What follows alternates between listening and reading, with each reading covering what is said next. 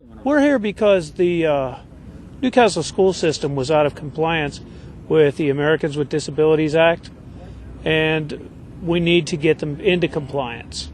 Some of the schools around here have places in them that are not accessible to people in wheelchairs and people with other disabilities, and that means they're not accessible to our kids, they're not accessible as students, so our kids are not getting the education that they need.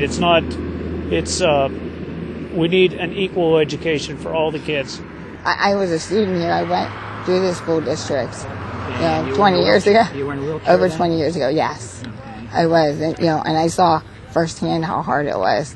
It's improved since then, but not nearly enough, The Americans with Disability Act went into effect 20 years ago. And in 20 years, it hasn't been dealt with.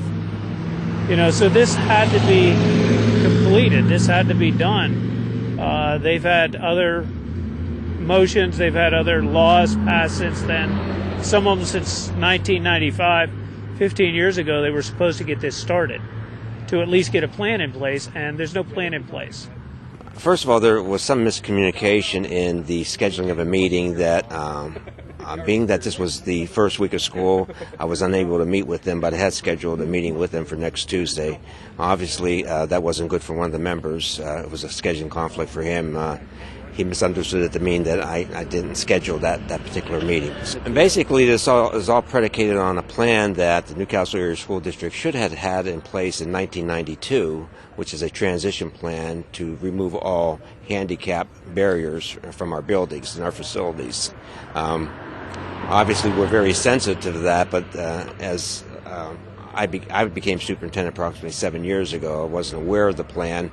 But now that I am, the district will take all measures necessary in order to make our district handicap accessible.